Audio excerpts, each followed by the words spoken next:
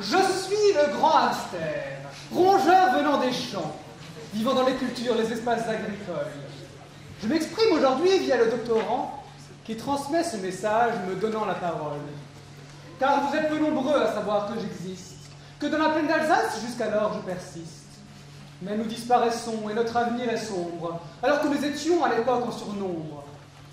On a été tués par dizaines de milliers. Mais si vos champs de blé accueillent nos sépultures, ce n'est pas d'avoir tenté de nous éradiquer, mais bien d'avoir changé toute votre agriculture. Tant de champs remembrés à coups de bulldozer, sur vos sols labourés, plus aucune plante par terre.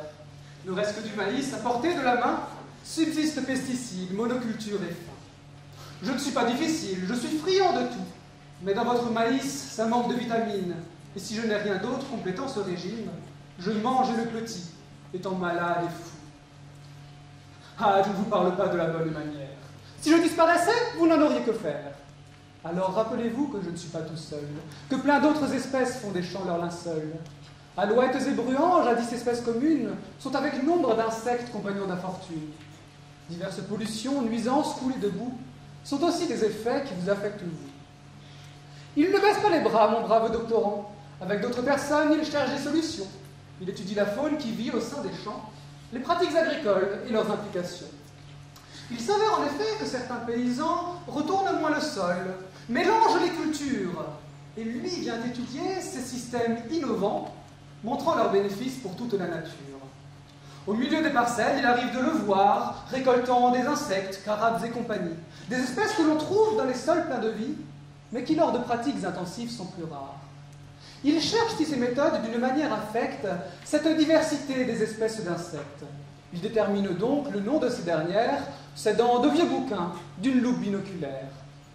Ah, qu'il est amusant de l'entendre s'écrier « Eureka, j'ai trouvé! Comment est-ce qu'on te nomme? Tu es Bambidion quadripustulatum, famille carabidée, sous-famille trachinée. » Alors même si tout ça m'intéressait beaucoup, car je mange des insectes de petits animaux, les hamsters sont aussi l'objet de ses travaux.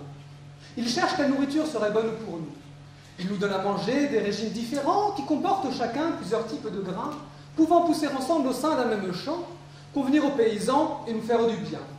Pour vérifier cela, il fait plein de mesures, analyse notre sang, pèse notre nourriture, recherche nos hormones et compte nos petits, regarde s'ils grandissent et leur taux de survie. J'ai espoir aujourd'hui que tout ça ne soit pas vain. Chercheurs et paysans trouvent ensemble le moyen d'arrêter d'exploiter cette chère nature, plutôt de la guider pour leur agriculture. Je rêve que l'équilibre un jour y soit présent. J'ai conscience que cela prendra un peu de temps, mais mon rêve est aussi celui de ce doctorant. Il a à faire, je me retire, je vous le rends.